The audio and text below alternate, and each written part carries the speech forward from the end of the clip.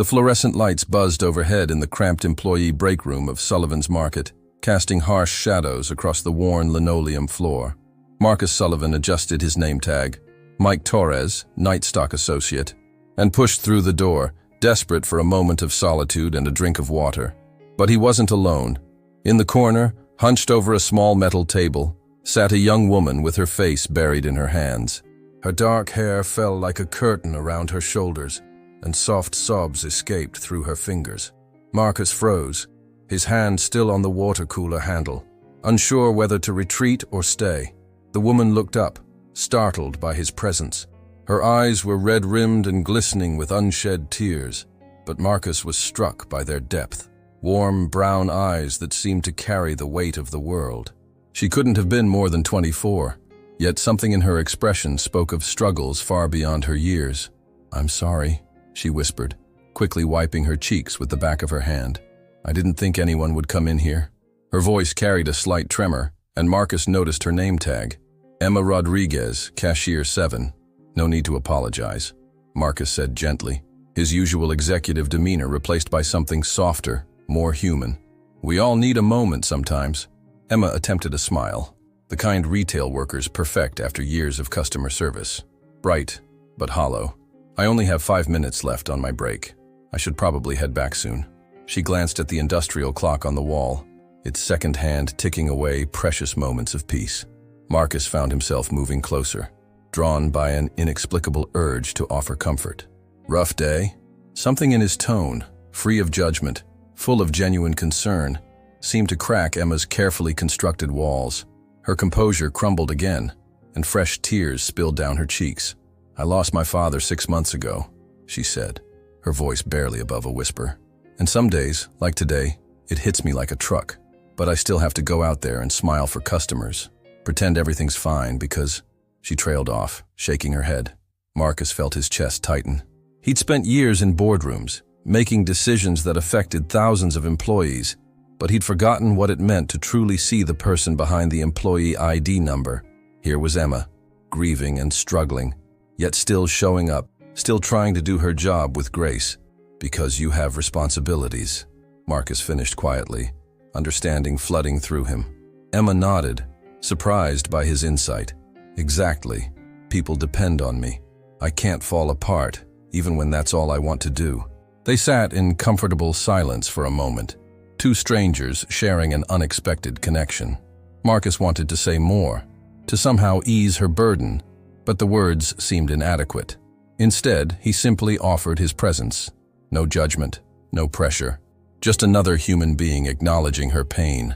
The break room door swung open, and another employee poked his head in. "Emma, Register 7 needs you back. Mrs. Henderson is asking for you specifically." Emma stood quickly, smoothing down her uniform vest and wiping the last traces of tears from her face. In seconds, she transformed herself back into the cheerful cashier, though Marcus could see the effort it cost her. "Thank you," she said to Marcus before leaving, her eyes meeting his briefly. For just being here." As the door closed behind her, Marcus stood alone in the buzzing fluorescence, his heart racing with an emotion he couldn't quite name. He'd come to this store as part of an undercover mission to understand his company better, but something had just shifted. Emma Rodriguez had no idea she'd just met the owner of the entire chain, and Marcus had no idea that this chance encounter would change both their lives forever. The water cooler hummed in the silence, and Marcus realized he'd forgotten all about his thirst. Instead, he found himself thinking about brown eyes filled with tears and the quiet strength of a young woman carrying burdens too heavy for her age. Outside the break room, Emma returned to her register with renewed determination, unaware that the kind stranger who'd offered her comfort was about to turn her world upside down. Marcus drove home through the quiet streets, but his mind wasn't on the road. Emma's tear-stained face haunted him, stirring memories he'd buried deep beneath years of corporate success and expensive suits. 28 years old, and he felt ancient. His penthouse apartment overlooked the city skyline, a monument to everything he'd built since that terrible day 12 years ago. Marcus poured himself a scotch and walked to the window, where framed newspaper clippings hung on the wall, reminders of a different life, a different name. "Local hero saves family of 3. read one yellowed headline from 8 years ago. Below it, a grainy photo of a younger man in firefighter gear carrying a small child from a burning building. The caption read, "Volunteer firefighter Michael Santos risks life to rescue Rodriguez family." Michael Santos. That was his name then, before he legally changed it to Marcus at 25, desperate to escape the pain that came with every introduction, every reminder of what he'd lost. His father, Captain David Santos, had been everything Marcus wanted to be: brave, selfless, beloved by his community. David had spent 16 years with the fire department, saving lives while his son watched from the sidelines, dreaming of following in his footsteps. But dreams can become nightmares in an instant. Marcus closed his eyes, and suddenly he was 16 again, standing in a hospital corridor that smelled of antiseptic and grief. The doctor's words echoed across the years. "I'm sorry, son. Your father didn't make it out of the warehouse collapse. He saved 3 people before the roof came down." That night, Marcus made 2 promises. First, to his dying father, "I'll always take care of people first, Dad. Always." Second, to himself, he would never again let anyone he cared about walk into danger. So he'd left firefighting behind, channeling his need to help others into business. His grandfather's small grocery store became his new mission field. Marcus built Sullivan's Market from a single location into a thriving chain, creating jobs, providing for families, honoring his father's memory by lifting up his community. But somewhere along the way, the boardrooms had hardened him. The quarterly reports had become more important than the people behind the numbers. He'd forgotten that every employee was someone's Emma, carrying invisible burdens, fighting private battles, deserving more than just a paycheck. Marcus picked up another frame from his desk, a photo of his father in uniform, smiling broadly. "I think I lost my way, Dad," he whispered to the glass. "But maybe it's not too late to find it again." Emma's words replayed in his mind. "People depend on me. I can't fall apart." She reminded him of his father's unwavering strength, the same quiet determination to keep going no matter how much it hurt inside. Tomorrow he would return to Sullivan's Market as Mike Torres, but tonight, Marcus Sullivan sat alone with his memories, wondering if a chance encounter in a break room might be exactly what both he and Emma needed to heal the wounds that time had never quite closed. The city lights twinkled below like stars, and for the first time in years, Marcus felt something stir in his chest that wasn't grief or guilt. It was hope. The letter arrived on a Tuesday morning, unmarked and anonymous, sliding across Marcus's polished mahogany desk like a harbinger of truth. His secretary had left it among the usual stack of contracts and reports, but something about the plain white envelope made his hands tremble as he opened it. The handwriting was careful, deliberate, someone who had chosen their words with painful precision. "Mr. Sullivan, you don't know me, but I've worked for your company for 6 years. I'm writing this because I can't sleep at night knowing what we've become, and someone needs to tell you the truth. You built Sullivan's Market with heart.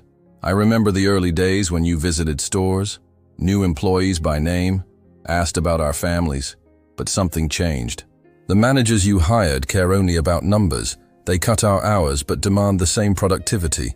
They eliminated the employee assistance fund you created. They treat us like replaceable parts in a machine. Yesterday, a co-worker collapsed from exhaustion during her double shift. She's a single mother working 3 jobs, but she was written up for performance issues instead of getting help. Another employee, a veteran with PTSD, was fired for having a panic attack during Black Friday rush. This isn't the company you dreamed of. You once said in an interview that business should lift people up, not grind them down. But your managers have forgotten that memo. They've forgotten that we're human beings with families, struggles, dreams. You built this company with a soul, Mr. Sullivan. But somewhere along the way, that soul got lost in spreadsheets and profit margins. I'm begging you, find it again before it's too late. You promised to always take care of people first. We're still here, waiting for you to remember that promise. Someone who still believes in the dream." Marcus read the letter 3 times, each word cutting deeper than the last. His hands shook as he set it down, the weight of his failures pressing against his chest like a physical force. He walked to his window, staring down at the distant Sullivan's Market locations scattered across the city. From his 42nd floor office, they looked like tiny Monopoly pieces, neat, organized, profitable. But he couldn't see the faces behind the cash registers, couldn't hear the exhaustion in their voices, or see the worry in their eyes. When had he stopped visiting the stores? When had quarterly earnings calls replaced walking the aisles, talking to employees, understanding their daily struggles? When had he become the kind of CEO he once swore he'd never be? The anonymous letter writer was right. He'd broken his promise to his father, lost sight of why he'd started this journey in the first place. Marcus opened his desk drawer and pulled out a faded photo, his father in uniform, arm around a teenage Marcus outside their first store. On the back, in his father's careful handwriting, "Always remember why we serve others. Love, Dad." "I forgot, Dad," Marcus whispered to the empty office. "I got so focused on building something big that I forgot to build something good." That night, Marcus couldn't sleep. He paced his penthouse, the anonymous letter burning in his mind. At 3 a.m., he made a decision that would change everything. If he wanted to understand what his company had become, he needed to see it from the ground level.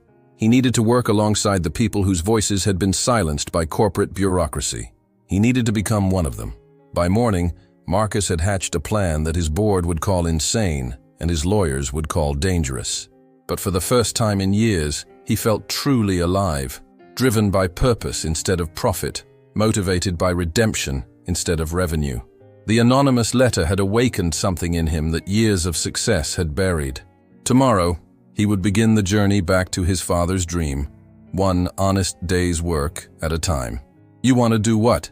Marcus's assistant, Jennifer, stared at him across the conference table, as if he'd announced plans to join the circus.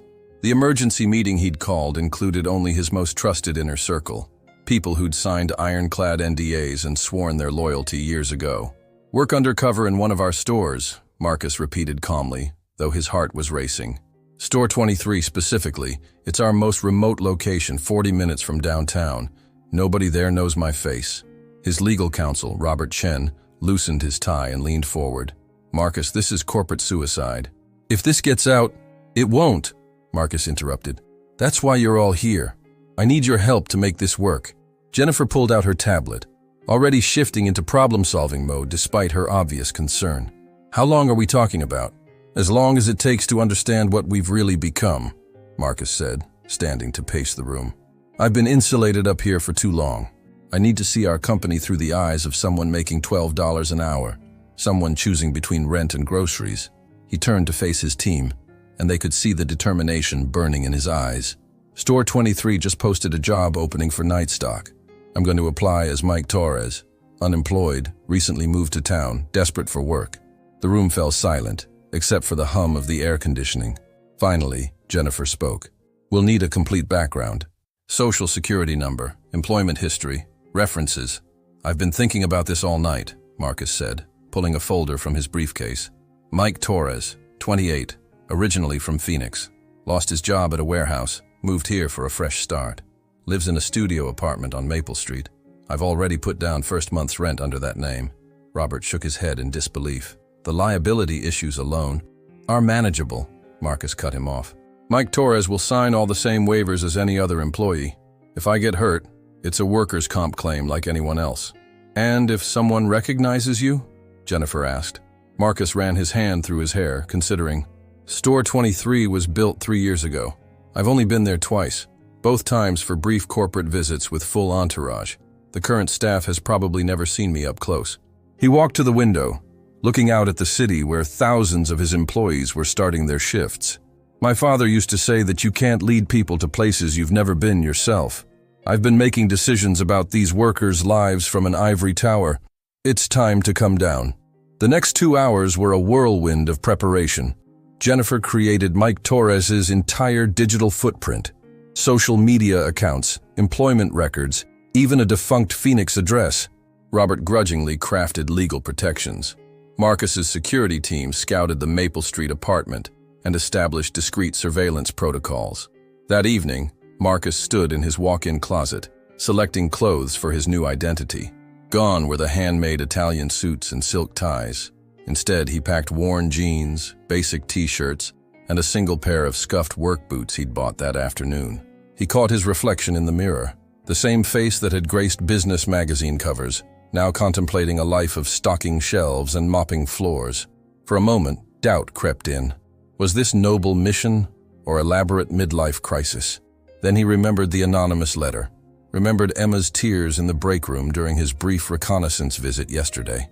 Somewhere in his corporate empire, people were suffering while he counted profits.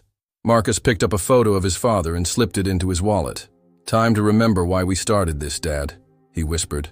Tomorrow, Marcus Sullivan would disappear, and Mike Torres would clock in for his first shift at Sullivan's Market Store 23. He had no idea that fate was about to give him far more than corporate insights. It was about to give him a second chance at the life he'd lost along the way. The alarm screamed at 5:30 a.m., and Marcus, Mike Torres now, jolted awake in his cramped studio apartment. The thin mattress had left his back aching, and the radiator clanged like a broken drum throughout the night. This was day 3 of his new life, and his body was already rebelling. His hands, once soft from years of desk work, were now cracked and rough from unloading delivery trucks. His shoulders burned from lifting 50-pound boxes of canned goods. His feet, accustomed to Italian leather, protested against the cheap work boots that left blisters on his heels. But the physical pain was nothing compared to what he witnessed each day. At 6 a.m. sharp, Mike clocked in for his shift and joined the small army of night stalkers preparing for the morning rush. His supervisor, Dale, was a heavy-set man with a permanent scowl who treated the team like indentured servants rather than human beings. "Torres!" Dale barked as Mike reached for his time card. "You're 2 minutes late yesterday's checkout. That's 2 minutes of overtime we can't afford. Don't let it happen again." Mike bit back his response. 2 minutes. In his previous life, he'd arrived early if he made it to the office before 9 a.m. Now 2 minutes could cost someone their job. The work was relentless.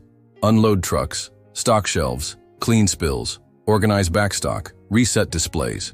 All while Dale prowled the aisles with his clipboard, timing every task and finding fault with everything. During his 15-minute break, Mike sat in the break room with his coworkers, real people with real struggles that his corporate reports had reduced to mere statistics. There was Janet, 62, working nights because Social Security wasn't enough to cover her medications. Carlos, 23, pulling double shifts to pay for his daughter's daycare. Maria, 45, whose husband's disability left her as the sole breadwinner for a family of 5. They spoke in whispers about the changes in the company, how benefits had been slashed, how sick days were now unexcused absences, how the Employee Assistance Fund had mysteriously disappeared from their paychecks. "Used to be different," Janet said, stirring sugar into her instant coffee. "Years ago, this place felt like family. Management cared about us. Now we're just numbers on a spreadsheet." Mike's chest tightened. These weren't just employees. They were the backbone of everything he'd built, and he'd let them down completely. The morning rush was brutal. Customers treated the staff like furniture, demanding help while barely acknowledging their humanity. Mike watched a well-dressed woman berate Carlos for not knowing the exact location of organic quinoa, then walk away without a thank you when he spent 10 minutes helping her find it. But it was the interaction between customers and cashiers that truly opened his eyes. He observed from the stockroom as an elderly man counted out exact change for a single can of soup, his hands shaking with either age or embarrassment. The customer behind him tapped his foot impatiently, checking his expensive watch with obvious annoyance. At Register 7, he caught glimpses of Emma throughout the morning. Even from a distance, he could see her forced smile, the way she straightened her shoulders before greeting each customer, the micro-expressions of exhaustion that crossed her face between transactions. During his lunch break, a hurried 20 minutes in the parking lot, Mike sat in his beat-up Honda Civic and reflected on his transformation. 3 days ago, he'd been reviewing quarterly profits in a climate-controlled boardroom. Now he was eating a gas station sandwich while his body screamed from honest labor. His phone buzzed with messages from his real life, board meetings to reschedule, investor calls to return, decisions that affected thousands of people. But those problems felt distant now, less urgent than Janet's struggle to afford her heart medication or Carlos's fear of losing hours. That night, Mike dragged himself up the narrow stairs to his studio apartment and collapsed on the lumpy sofa. His reflection in the black television screen showed a man he barely recognized. Stubble, exhausted eyes, calloused hands. He thought about his father, who'd worked physical jobs his entire life before joining the fire department. Had David felt this bone-deep exhaustion every night? Had he ever resented the customers who treated him as invisible? "I'm starting to understand," Mike whispered to the empty I'm finally starting to understand what I built and what I destroyed. Tomorrow would bring another shift, another chance to see his empire through the eyes of the people who actually made it run. And somehow, despite the pain and exhaustion, Mike Torres felt more alive than Marcus Sullivan had in years. Mike found himself drawn to Register 7 like a moth to flame, though he couldn't quite explain why. During his stocking shifts, he'd catch glimpses of Emma Rodriguez between the towering shelves of cereal and canned goods, and each observation revealed another layer of her character. She was unlike any other cashier he'd seen. When Mrs. Patterson, a regular customer in her 80s, came through Emma's line with trembling hands and a cart full of cat food, Mike watched from the pet supply aisle. Mrs. Patterson counted out coins slowly, painfully, her arthritic fingers struggling with each penny. The total came to $23.47, but she only had $21.85. Without hesitation, Emma discreetly pulled $2 from her own wallet and added it to the register, all while chatting cheerfully about Mrs. Patterson's cats, to avoid embarrassing the elderly woman. "Whiskers and Mittens are lucky to have such a caring mom," Emma said with genuine warmth. Mrs. Patterson left with her dignity intact, never knowing about Emma's quiet generosity. The next day, Mike witnessed another moment that stopped him in his tracks. A young mother approached Emma's register with a screaming toddler and a cart of groceries, looking frazzled and on the verge of tears herself. Other customers in line began to shift impatiently, and Mike could see the mother's anxiety building. Emma immediately stepped out from behind her register.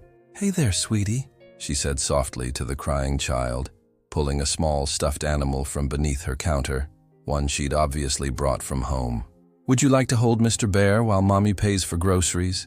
The toddler stopped crying, fascinated by the toy. Emma helped the mother unload her cart, while keeping up a gentle stream of conversation that calmed both child and parent. The other customers, charmed by the scene, stopped complaining and started smiling instead. "You're an angel," the grateful mother whispered as she left. But Mike noticed that Emma's smile faded the moment the woman walked away. She returned Mr. Bear to its hiding spot and took a deep breath, as if gathering strength for the next customer. It was the contradiction that fascinated him. This young woman who gave so much of herself to others while clearly carrying her own heavy burden. She never took smoke breaks like other employees, never complained about difficult customers, never called in sick.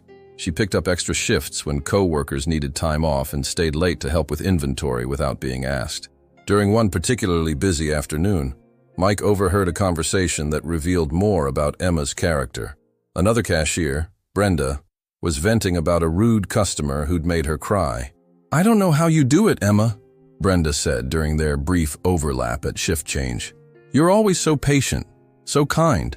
Don't you ever want to just snap at these people?" Emma paused in organizing her register drawer.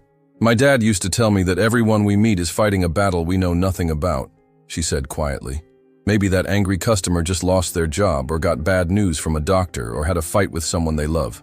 I can't fix their problems, but I can choose not to make their day worse." The wisdom in her words struck Mike like a physical blow. Here was a 24-year-old who understood human nature better than most executives twice her age. She'd found a way to maintain compassion in a job that often stripped it away, to see dignity in work that others might consider beneath them. But there were moments when her mask slipped, when Mike caught glimpses of the pain she carried. Like when a father came through her line buying birthday party supplies for his daughter, and Emma's smile became forced, her movements mechanical. Or when couples held hands while shopping together, and something flickered across her face, longing mixed with loss. Mike began timing his breaks to coincide with her shifts, always maintaining a respectful distance but unable to resist observing this remarkable woman who'd somehow maintained her humanity in a world that often demanded its surrender. He noticed she walked home alone each night, declining offers of rides from male co-workers with polite but firm refusals. She carried herself with quiet strength, but Mike could see the exhaustion in her shoulders, the weight of responsibility that someone so young shouldn't have to bear. What struck him most was her resilience. Day after day, she showed up with that gentle smile, that willingness to help, that refusal to let the world's cruelty poison her own spirit. She reminded him of something he'd lost, the belief that individual kindness could matter, that one person's compassion could ripple outward and change everything. Emma Rodriguez was everything Marcus Sullivan had forgotten how to be: present, caring, connected to the human cost of daily life. Watching her work was like watching his father's best qualities reflected in someone barely old enough to remember their own childhood clearly. And something deep in Mike's chest began to stir. Not romantic attraction, not yet, but recognition. Soul recognizing soul. Strength, acknowledging strength. Two people who'd learned that sometimes the bravest thing you can do is simply refuse to give up. Mike began to notice patterns in Emma's behavior that told a story she wasn't sharing. While other employees complained about their schedules, Emma never said no to extra hours, even when exhaustion was etched in every line of her face. When the store offered overtime on Sundays, a day most people treasured for rest, Emma was always the first to volunteer. It was her eyes that gave her away. They held a constant vigilance, like someone perpetually calculating costs and consequences. Mike recognized the look. He'd seen it in his own mirror during the early days of building his business, when every decision could mean success or ruin. But Emma was 24. What could possibly weigh so heavily on someone barely out of college? The answer began to reveal itself on a rainy Thursday evening. Emma's shift ended at 9 p.m., and Mike watched her gather her things with the same quiet efficiency she brought to everything else. As usual, she declined offers of rides from co-workers. "I like the walk," she always said, though Mike noticed she checked the weather obsessively and seemed to brace herself before stepping outside. That night, concern overrode propriety. When Emma left through the employee exit, Mike waited 5 minutes before following at a distance. The rain was coming down harder now, and he watched her hurry along the sidewalk, her thin jacket no match for the weather. She lived in Riverside Apartments, a modest complex about 15 blocks from the store. Mike had driven past it countless times in his previous life, without really seeing it. The kind of place where working families lived paycheck to paycheck, where children played in small courtyards and neighbors knew each other's struggles. Emma climbed the stairs to apartment 2B, fumbling with keys while rain dripped from her hair. As she opened the door, Mike glimpsed movement inside, a small figure rushing toward her with obvious excitement. Through the thin curtains of the living room window, Mike could see Emma kneel down to embrace what looked like a young child. The little boy, he could see now it was a boy, wrapped his arms around Emma's neck with the desperate affection of someone who'd been waiting all day for this moment. Mike's heart clenched as he watched the scene unfold. Emma helped the child with what looked like homework, spreading papers across a small kitchen table under the warm glow of an overhead light. She moved with practiced efficiency, heating something in a microwave, checking the boy's work, listening intently as he talked with animated gestures. This was why she worked extra shifts. This was why she never complained about difficult customers or long hours. This wasn't just a job for Emma Rodriguez, it was survival for two people. But where were the parents? Why was someone barely out of her teens caring for a school-aged child? Mike waited in the rain for another 30 minutes, unable to tear himself away from this window into Emma's real life.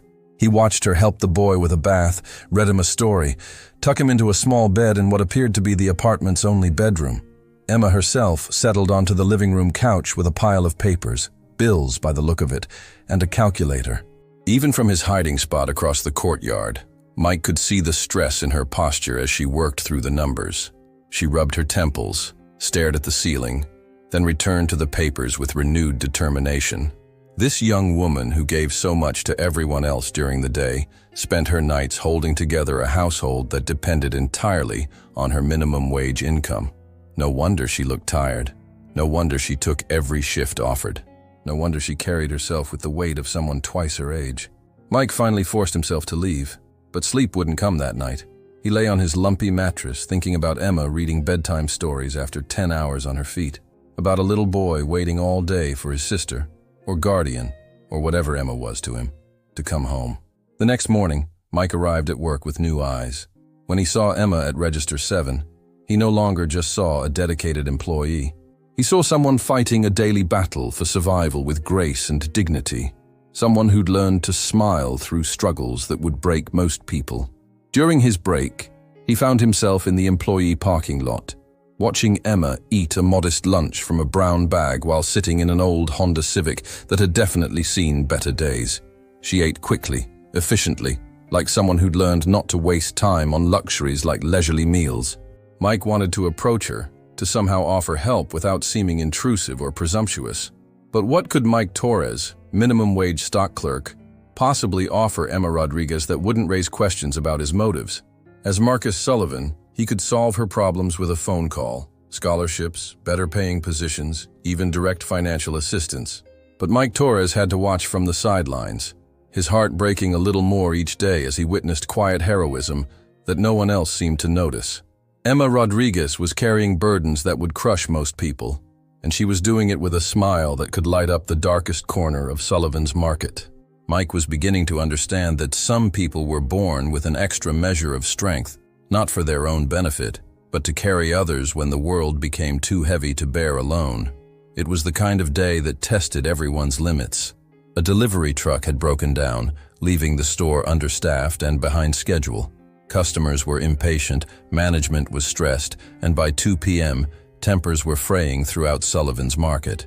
Mike had watched Emma handle 3 difficult customers in a row: a man who screamed about expired coupons, a woman who demanded a manager over a 50-cent price difference, and a teenager who made crude comments that left other customers uncomfortable.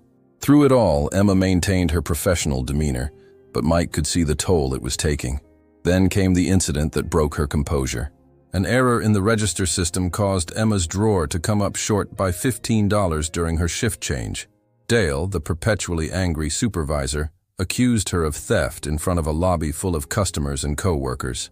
"This is the second time this month, Rodriguez," Dale announced loudly. "Maybe you need to think about whether this job is right for you." Mike watched Emma's face crumble for just a moment before she rebuilt her walls. "I'll pay the difference," she said quietly, reaching for her purse. "Damn right you will," Dale snapped, stalking away. Mike felt rage building in his chest. In his previous life, Dale would have been fired within the hour for that kind of public humiliation. But Mike Torres was powerless, forced to watch injustice unfold without intervention. 20 minutes later, Mike found Emma in the break room again, but this time she wasn't just crying. She was holding a small, creased photograph, staring at it like it held answers to impossible questions. "Rough day?" Mike asked gently, settling into the chair across from her. Emma looked up, recognizing him from their previous encounter. Her defenses were down, exhaustion overriding her usual caution. "They all seem rough lately," she admitted, quickly wiping her eyes. Mike gestured toward the photo. "Family." Emma's grip tightened on the picture before she slowly turned it toward him. It showed a younger Emma, maybe 16, standing between a man with kind eyes and a small boy who couldn't have been more than a toddler.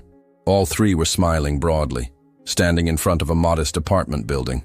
"My dad and my little brother Diego," she said, her voice barely above a whisper. "This was taken 8 years ago before—" She trailed off, staring at the image. "Before what?" Mike asked softly. Emma took a shaky breath. "Dad died 6 months ago. Construction accident. One day he was teaching Diego how to ride a bike, and the next—" She shook her head, unable to finish. Mike felt his heart constrict. "I'm so sorry. That must have been devastating.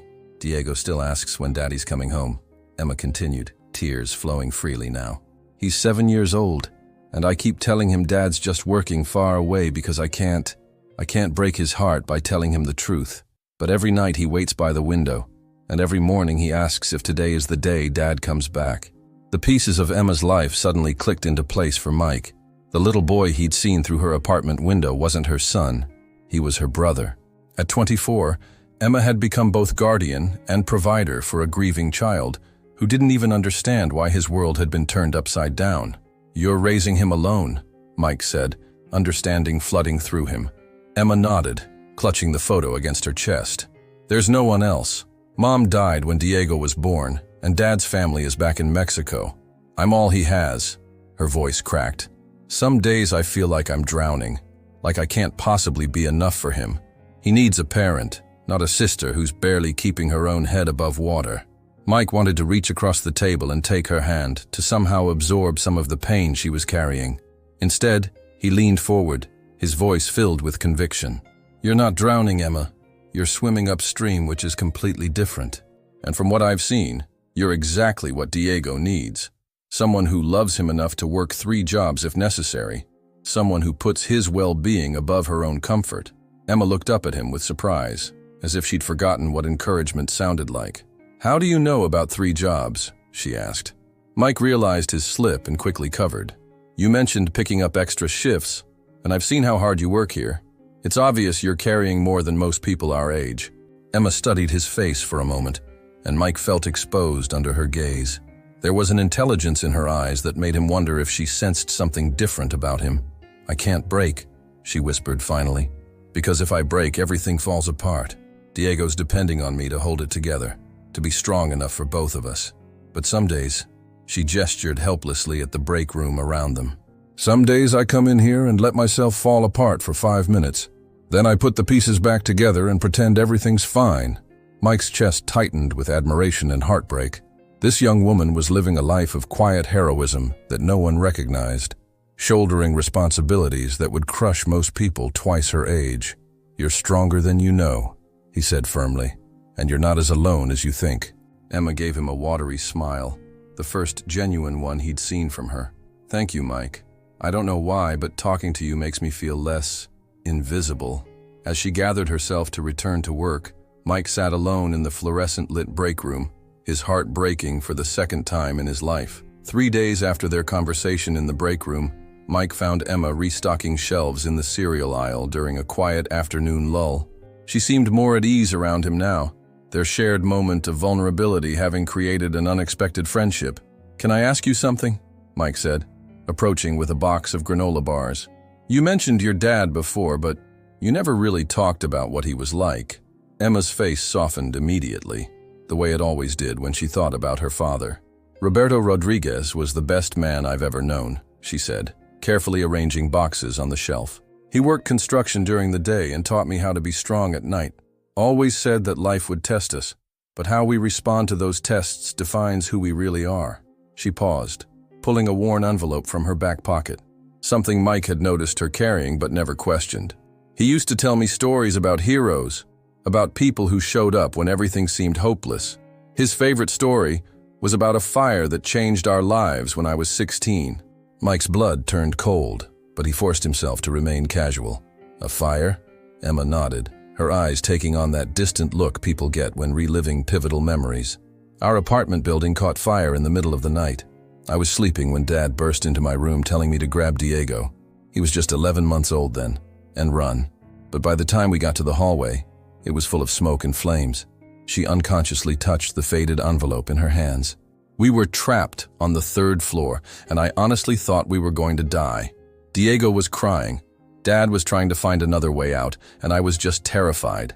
Then we heard this voice through the smoke, calm and strong, telling us to stay low and follow the sound." Mike's hands had stopped moving, his entire attention focused on Emma's words. A young firefighter appeared through the smoke like an angel. Emma continued, her voice filled with wonder even 8 years later. "He couldn't have been much older than I am now. He had these incredible blue eyes and this presence that made you believe everything would be okay. He carried Diego while Dad and I followed him down 3 flights of stairs through flames and falling debris." Mike swallowed hard, memories flooding back. The Rodriguez apartment, thick smoke, a baby's cries, a grateful father's tears.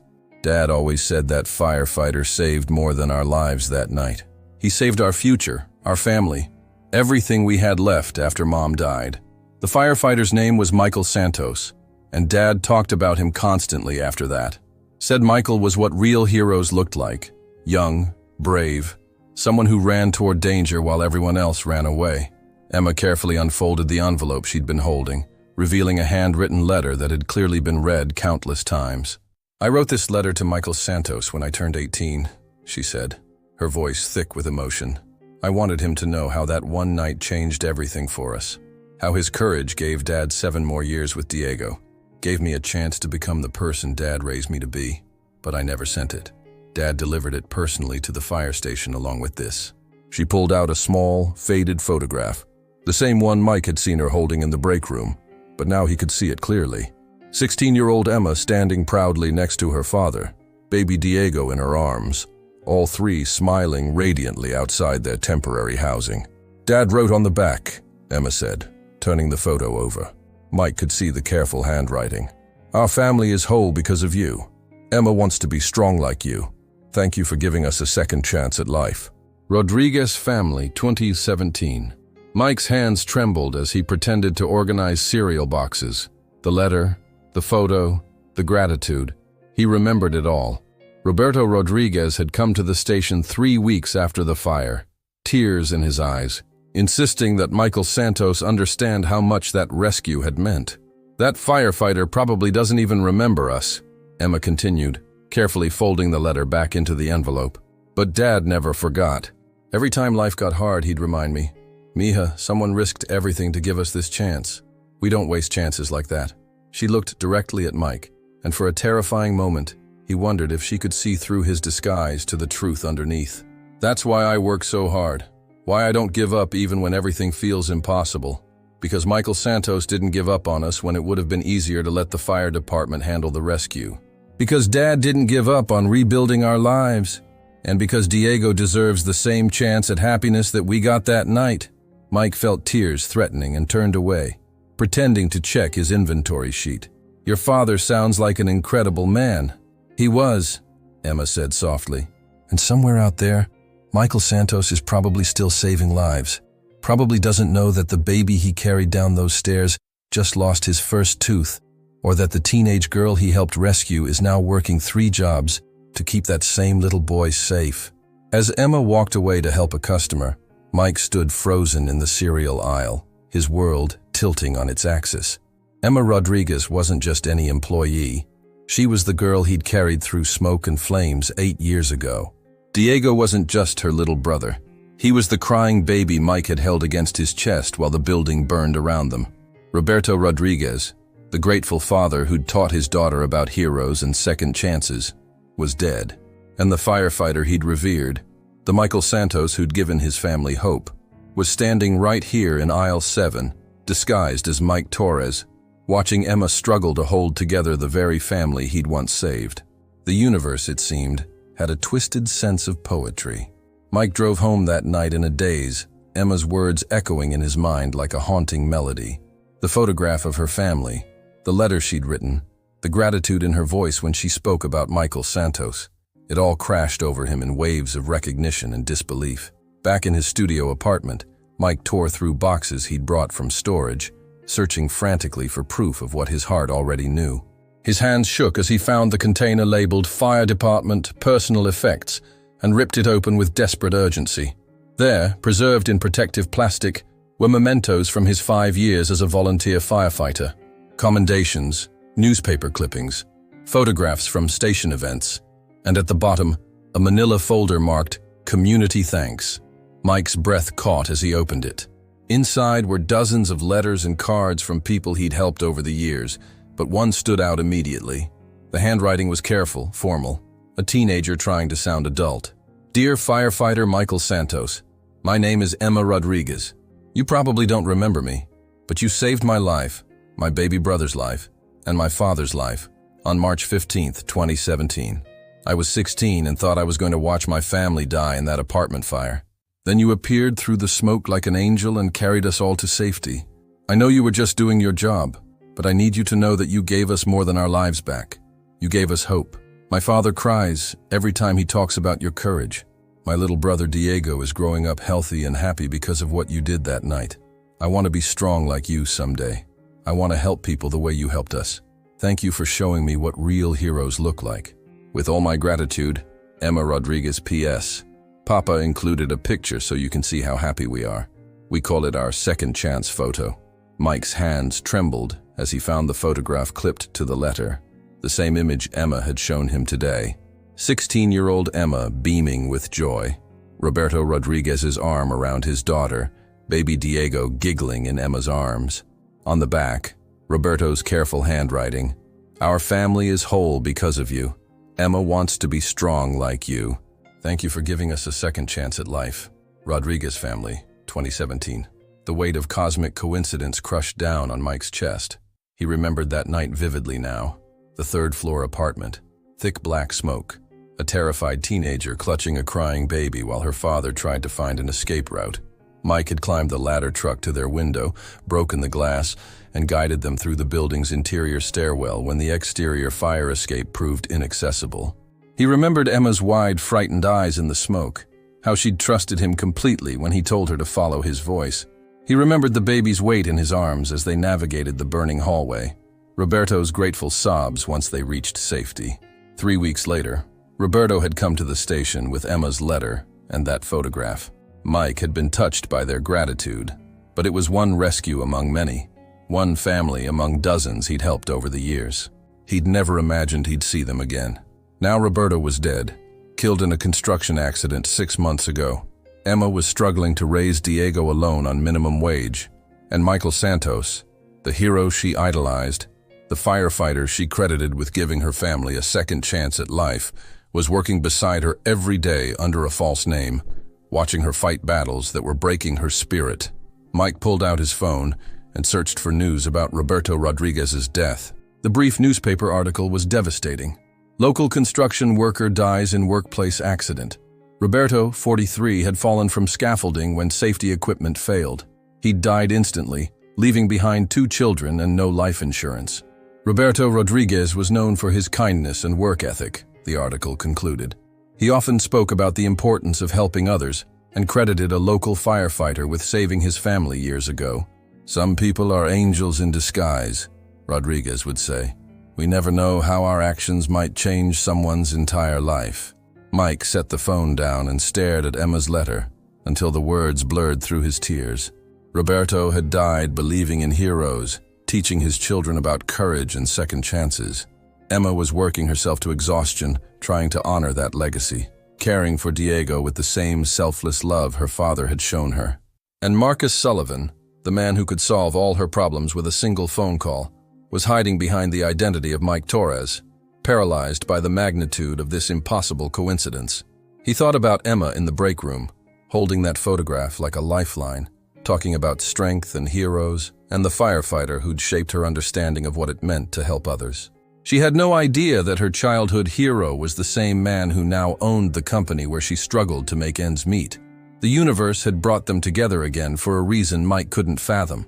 8 years ago, he'd saved the Rodriguez family from fire.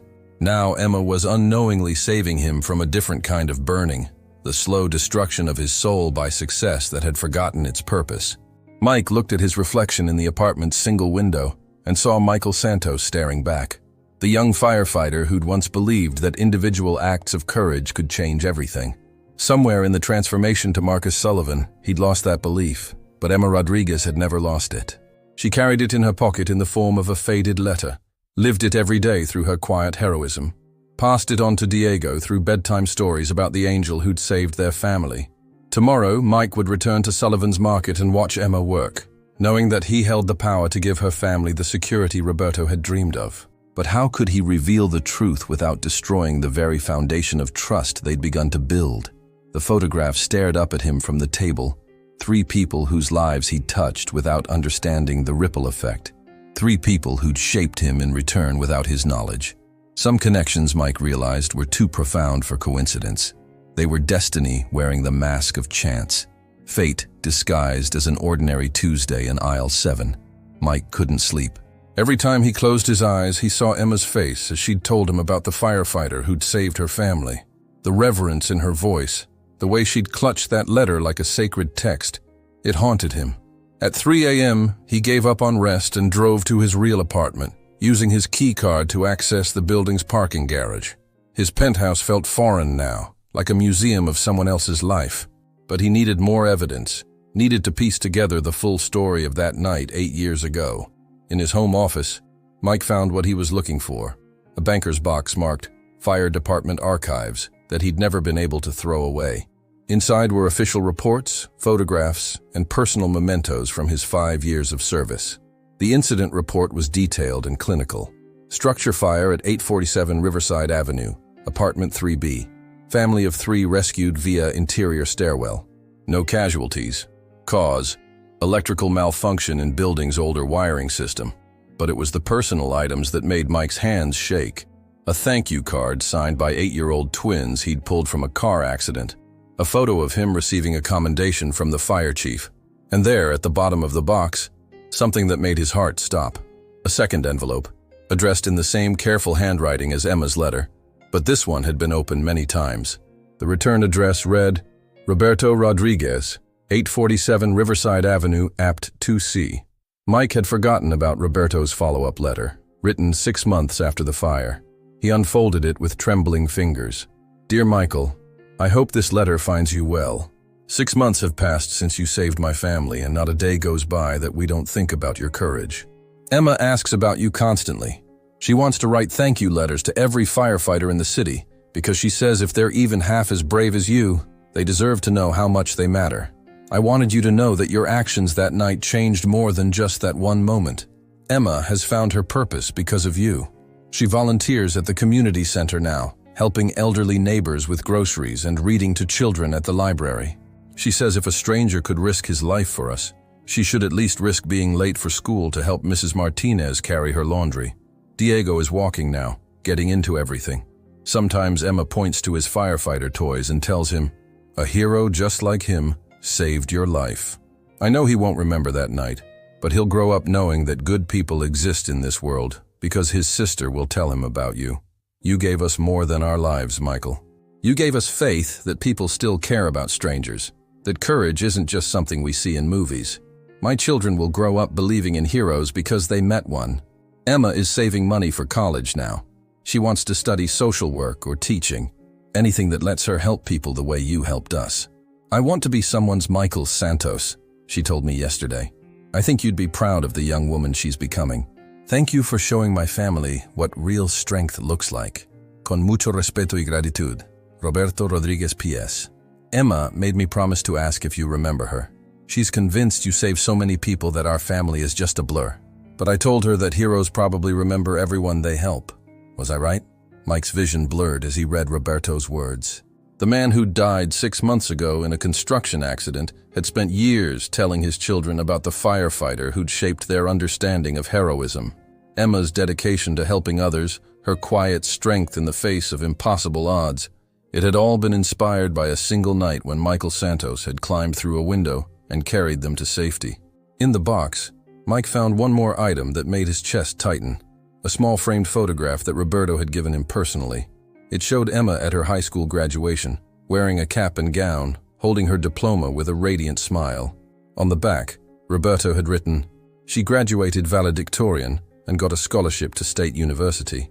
She credits you with teaching her that helping people is the highest calling.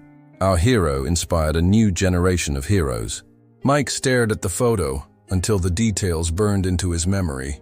Emma had earned a full scholarship to college. She'd had a future full of possibilities. But then, Roberto died, leaving her to raise Diego alone, forcing her to abandon her dreams to keep her family afloat. The young woman who'd wanted to be someone's Michael Santos was now working 3 jobs and eating peanut butter sandwiches for lunch because she couldn't afford anything else. The girl who'd graduated valedictorian was counting pennies to pay for Diego's school supplies. Mike felt rage building in his chest, not at Emma or Diego, or even at the cruel randomness of Roberto's death, but at himself. He was Marcus Sullivan, one of the richest men in the city. He employed thousands of people, owned properties worth millions, had the power to change lives with a signature on a check. But Emma Rodriguez, the girl whose future he'd helped save, whose father had taught her to see him as a hero, was struggling to survive on the minimum wage his own company paid her. The irony was devastating. Michael Santos had rescued the Rodriguez family from fire, only to watch Marcus Sullivan fail them through indifference and corporate greed. The hero Emma remembered had become the very system that was crushing her dreams. Mike carefully returned everything to the box, except Emma's graduation photo. He carried it to his window and looked out at the city where Emma was probably lying awake right now, worrying about rent and groceries and how to explain to Diego why they couldn't afford the baseball glove he'd been wanting. I remember you, Emma, Mike whispered to the photograph, and your father was right. Heroes do remember everyone they help. I just forgot how to be the kind of hero worth remembering. The sun was beginning to rise over the city, painting the sky in shades of hope and possibility. Mike made a decision that would change everything. It was time for Michael Santos to save the Rodriguez family one more time. But this time, he would have to do it without revealing his identity, without destroying the faith that had sustained Emma through 8 years of believing in heroes she'd never see again. By Monday morning, Mike had a plan. If he couldn't reveal his identity as Michael Santos without risking everything Emma believed about heroes, he would have to help her the way Marcus Sullivan should have helped all along, quietly, systematically, and without expecting recognition. His first call was to Jennifer, his assistant, who picked up on the second ring despite the early hour. "I need you to set up a charitable foundation," Mike said without preamble. "Today, call it Second Chances Foundation. I want it completely anonymous, untraceable to Sullivan Corporation or to me personally." "Marcus, where are you? You've missed 3 board meetings and—" "This is more important," Mike interrupted. "I need the foundation operational by Thursday, with initial funding of $2 million. Can you make that happen?" Jennifer sighed, but Mike could hear her already taking notes. After 15 years as his assistant, she'd learned to execute his vision first and ask questions later. "What's the foundation's mission?" "Supporting families who've lost primary breadwinners, specifically targeting single parents in working-class communities. I want to start with grocery deliveries, utility assistance, and educational support for children." 3 days later, Emma Rodriguez received her first Second Chances delivery.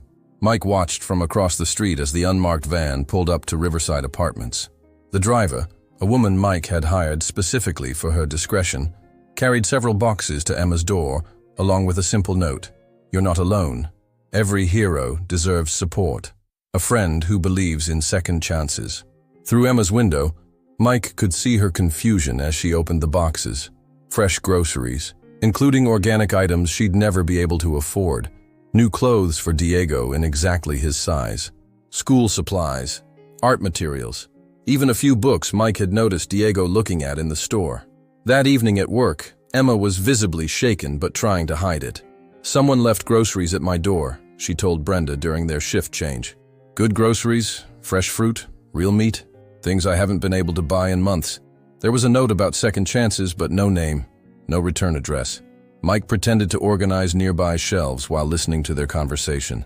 "Maybe you have a guardian angel," Brenda suggested. "I don't understand it," Emma continued. "Who would do something like that? And how did they know exactly what Diego needed for school?" The next week, Mike escalated his assistance. Through Second Chances Foundation, he arranged for Diego to receive a community scholarship to an after-school program that included tutoring, meals, and supervised activities until 6 p.m. Emma would no longer have to worry about Diego being alone after school or finding money for babysitters during her evening shifts. Mike was careful to make everything seem random, community-based, legitimate. He researched other families in Emma's neighborhood and made sure they received help too, creating a pattern that wouldn't single her out or raise suspicions. But it was the third delivery that nearly broke his cover.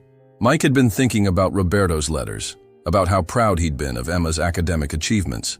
Through discreet research, he'd learned that Emma had been 2 semesters away from finishing her degree in social work when Roberto died. Her professors still talked about her potential, her passion for helping vulnerable families. So Mike arranged for Emma to receive a letter from Metropolitan Community College, offering her a full scholarship to complete her degree through evening and weekend classes.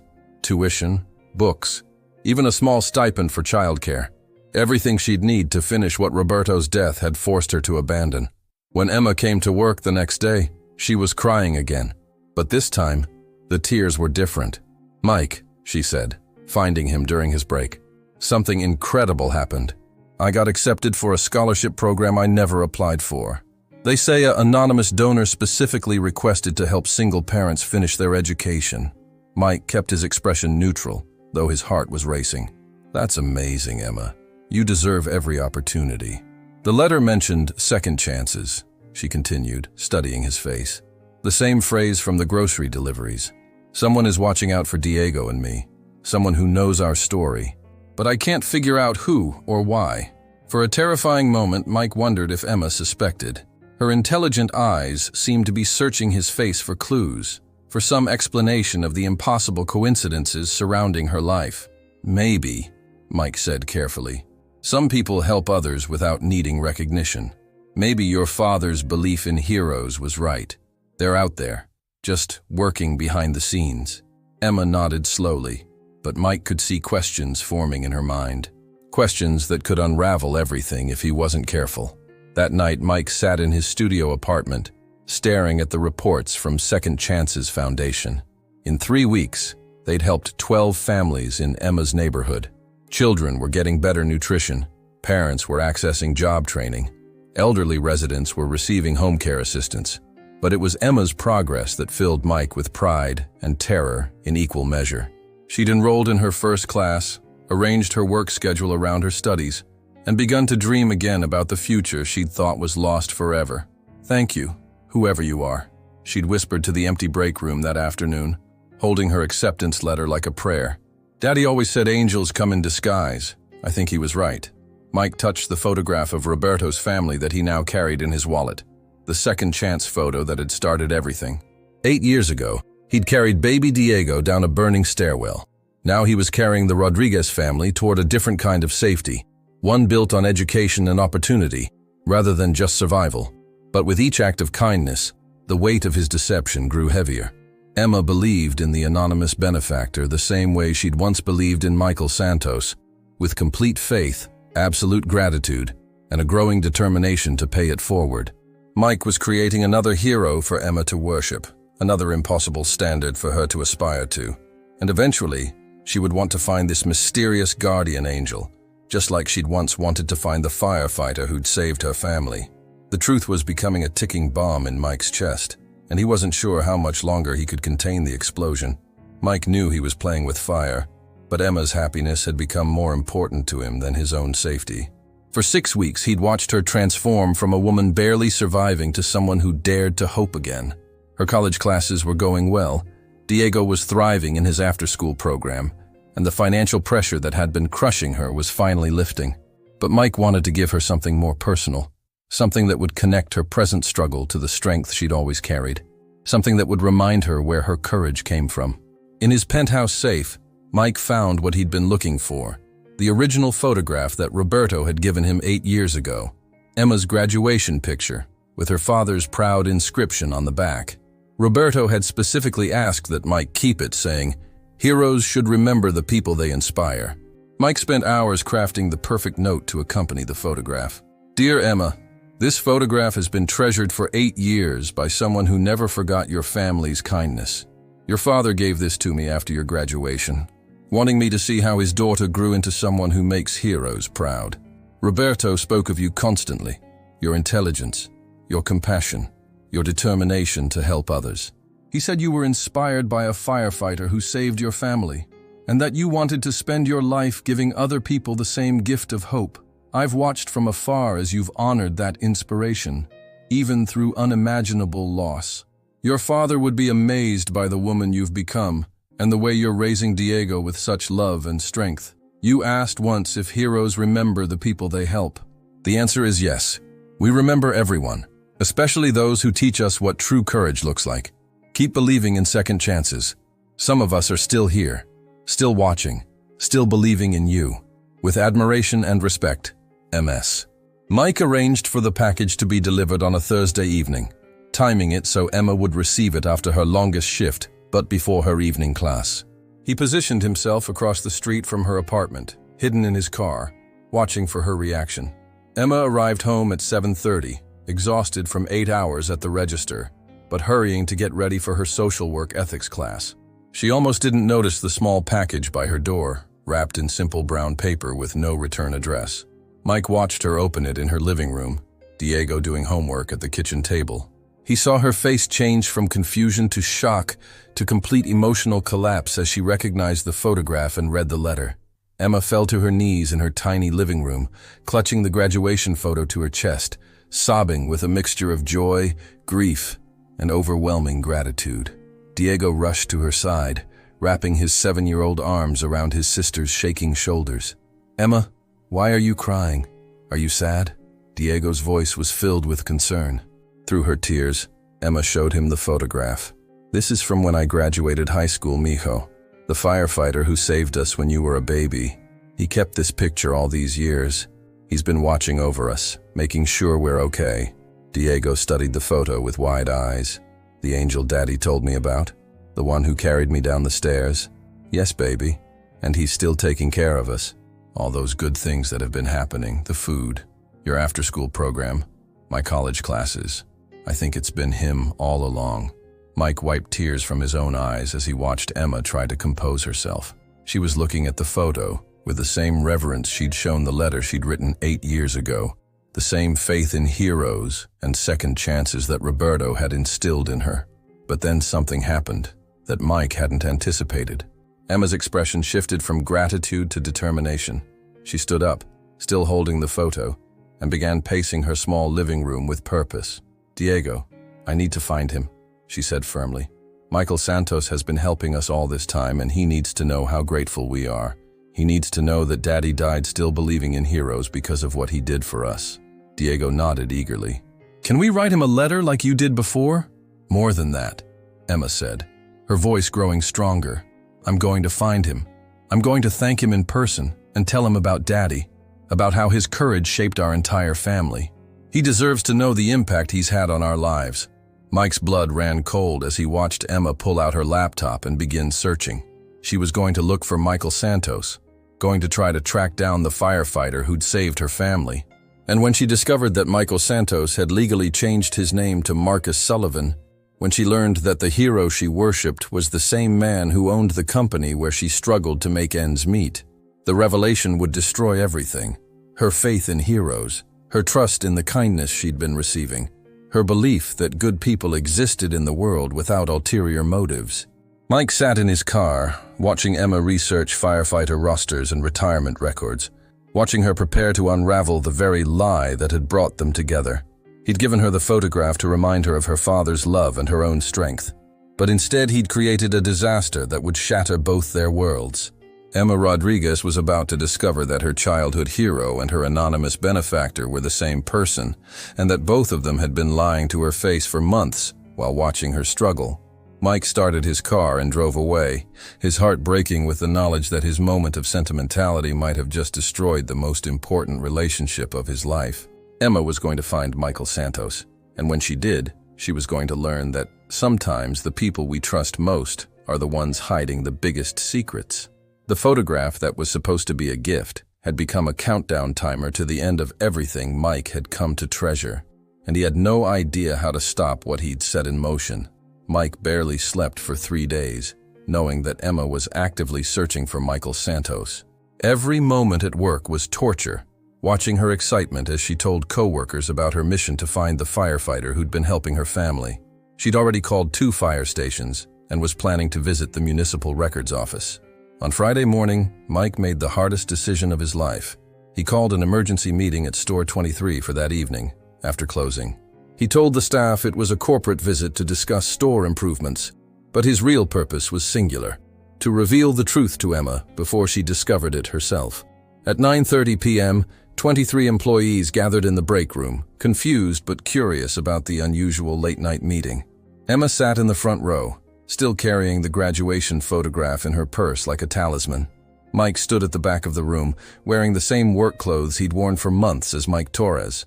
His hands shook as he prepared to destroy and rebuild his entire world in the span of a few minutes. "Before we begin," Mike said, his voice carrying across the room, "I need to tell you all something important. My name isn't Mike Torres." The room fell silent. Emma's eyes found his, confusion flickering across her face. Mike pulled out his wallet and removed his real identification. "My name is Marcus Sullivan. I'm the owner of Sullivan's Market." The reaction was immediate. Gasps, whispers, a few employees standing up in shock. But Mike's eyes never left Emma's face as understanding dawned in her expression. "For the past 3 months, I've been working here undercover because I'd lost touch with what this company really means to the people who make it run. I needed to understand your struggles, your daily reality, the gap between corporate policy and human impact." Dale, the supervisor, started to speak, but Mike held up his hand. "But that's not the most important revelation I have to make tonight." Mike's voice cracked slightly as he looked directly at Emma. "Emma Rodriguez, 8 years ago, you wrote a letter to a firefighter named Michael Santos. You thanked him for saving your family from an apartment fire." Emma's hand flew to her mouth, her eyes widening with impossible recognition. "Michael Santos was my name before I legally changed it. I carried you and your baby brother Diego down 3 flights of burning stairs on March 15, 2017. Your father Roberto came to the fire station 3 weeks later with your letter and a photograph of your family. The break room was completely silent except for the hum of fluorescent lights. Emma sat frozen, staring at Mike as 8 years of hero worship collided with 3 months of genuine friendship. I've kept your family's letters and photographs all these years, Mike continued, his voice thick with emotion. When I met you here, I didn't recognize you at first, but when you told me about the firefighter who saved your family, when you showed me that same photograph your father had given me years ago, I realized that somehow, impossibly, the universe had brought us together again. Emma finally found her voice, barely a whisper. You're him. You're Michael Santos. I was Michael Santos, the young man who climbed through your window that night, who promised your father that heroes remember everyone they help. But somewhere along the way, I forgot what it meant to be that person. I became Marcus Sullivan, focused on profits instead of people, boardrooms instead of break rooms. Mike pulled Emma's original letter from his jacket pocket, the one she'd written as a teenager, worn from 8 years of careful preservation. You wrote that you wanted to be strong like me someday, that you wanted to help people the way I helped you. Emma, you've become everything I dreamed of being when I was young. You've spent your entire adult life taking care of others, sacrificing your own dreams to keep your family safe. You've been the hero in this story, not me. Tears were streaming down Emma's face now, her hand pressed against her chest as if trying to hold her heart together. The anonymous gifts, the Second Chances Foundation, the college scholarship, that was you, she asked. Mike nodded. I've been trying to give your family the security that Roberto deserved to see you have. But I should have told you the truth from the beginning. I should have trusted you with who I really am. Emma stood up slowly, the graduation photograph falling from her lap to the floor. The room watched in absolute silence as she walked toward Mike, her eyes never leaving his face. You saved my life twice, she said, her voice breaking. Once from the fire, and once from giving up hope. But you've been lying to me for months, watching me struggle while you had the power to change everything. I know, Mike said, his own tears finally falling. And I know I don't deserve your forgiveness, but I need you to know that falling in love with you wasn't part of any plan. Getting to know the incredible woman you've become, seeing how you've honored your father's memory by never giving up on what's right, that's been the most real thing in my life. The words hung in the air between them like a bridge neither was sure they could cross. Emma stared at him for a long moment, processing 8 years of hero worship, 3 months of deception, and the overwhelming revelation that her guardian angel had been standing right beside her all along. Finally, she spoke. I don't know whether to thank you or hate you. Either would be fair, Mike replied. But whatever you decide, I want you to know that you and Diego will always be taken care of. The foundation, the scholarship, the support, none of that changes. You've earned it 100 times over. Emma picked up the photograph from the floor and looked at it one more time. Her teenage self, full of hope and gratitude, standing next to the father who'd taught her to believe in heroes. My father died believing in Michael Santos, she said quietly. I need time to figure out how I feel about Marcus Sullivan. With that, Emma Rodriguez walked out of the Sullivan's Market break room, leaving behind a man who had just gambled everything on the hope that truth might be stronger than deception, and love might be more powerful than lies. 6 months later, the morning sun filtered through the windows of Riverside Cemetery as 3 figures walked slowly among the headstones. Emma carried a bouquet of white roses, Diego held a handmade drawing, and Marcus, he'd legally changed his name back from the corporate Marcus Sullivan to his birth name, Marcus Santos, carried a small wooden cross he'd carved himself. Roberto Rodriguez's grave was simple, but well-tended, surrounded by the flowers Emma brought every Sunday. Marcus knelt down and placed his cross next to the headstone, his voice thick with emotion as he spoke to the man who'd shaped his understanding of heroism. I kept my promise, Roberto. Your family is safe. Emma graduated summa cum laude with her social work degree last month. Diego just made honor roll and learned to ride the bike you never got to teach him. They're both strong, just like you raised them to be. Diego, now 8 and calling Marcus Uncle Marcus with the easy acceptance of childhood, placed his drawing on the grave. It showed 3 stick figures holding hands under a bright yellow sun, with "Our new family" written in careful second-grade letters. "I drew us visiting you, Papa," Diego said solemnly. "Emma says you're watching over us, and Uncle Marcus says you'd be proud of how brave Emma is." Emma squeezed Marcus's hand, a gesture that still felt miraculous after months of careful rebuilding. The weeks following his revelation had been the hardest of both their lives. Emma had needed time to process 8 years of hero worship, colliding with 3 months of deception, to separate Michael Santos, the firefighter, from Marcus Sullivan, the CEO, and to understand that both men lived inside the person she'd come to love. Their relationship had been rebuilt on absolute honesty, with Marcus sharing everything: his struggles with grief after his father's death, his transformation from idealistic firefighter to disconnected corporate executive, his journey back to remembering what really mattered. Emma had forgiven him not because his lies were acceptable, but because his love for her family was so obviously real. "Roberto," Emma said softly, "I want you to know that Michael Santos kept his promise to always take care of people first. He lost his way for a while, but he found it again. And now he's helping me take care of Diego the way you taught me, with love, patience, and the belief that every child deserves to dream big." Marcus had revolutionized Sullivan's Market after that night in the break room. Fair wages, comprehensive benefits, on-site childcare, mental health support, and profit-sharing programs that treated employees as partners rather than costs. The company was more profitable than ever because workers who felt valued gave their best effort. But it was the personal changes that mattered most. Marcus had sold his penthouse and moved to a modest house 3 blocks from Emma and Diego. He'd returned to volunteer firefighting on weekends, teaching Diego about courage and community service.